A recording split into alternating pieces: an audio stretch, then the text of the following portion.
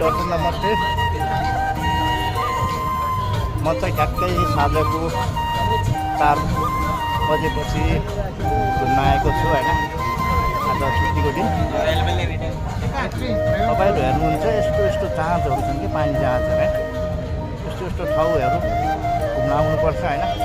तपाईँहरू पनि आउनु होला, आउनु चाहिँ नछुटाउनु होला।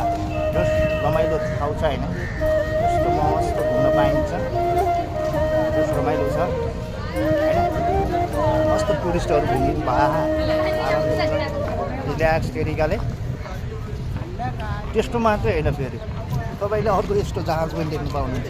यस्तो पछाडिको मेरो ब्याकग्राउन्ड मस्त ठाउँ छ होइन। जस साझा पख यसो आउनुपर्छ घुम्न, रमाइलो छ। जस